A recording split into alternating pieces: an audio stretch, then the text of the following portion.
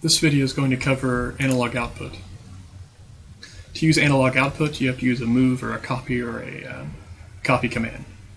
And so what you do is, in this case, we're using the operation copy, which is a periodic operation. And what copy does is it moves what is in the register R1, or the contents of register R1, to the output register, which you specify here. And it makes the output register the size which you specify with R2.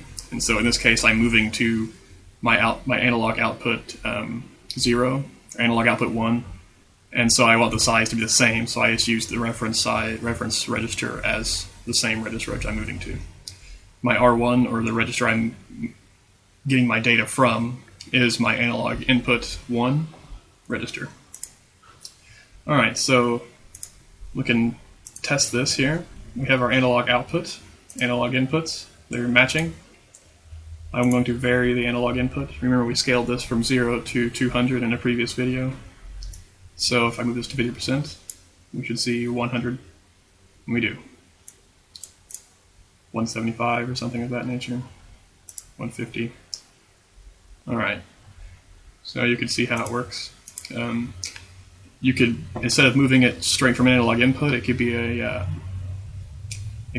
the operation, this could be R1 could be a holding register or another input or another output or something of that nature, and you could do math on it and have several of these chain and do a bunch of math and or scaling functions or multiply it. You can multiply it times 2 or whatever you want your multiplier to be.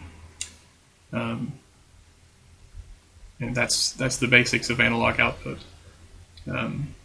So your analog output is a register. You send the value to that register using some means, an operation. There are several operations that can do that. There's the move will do that, but what move does is it zeros R1 after it's finished. You can check the help and see what else you'd like to do. You could do the shift registers and increment or do some kind of ramp function that way. There are other types of operations you could do. There's ramps and all kinds of PID operations, well, not PID operations, but there are PID applications. So yes, that should cover analog output. Next I'll cover scaling.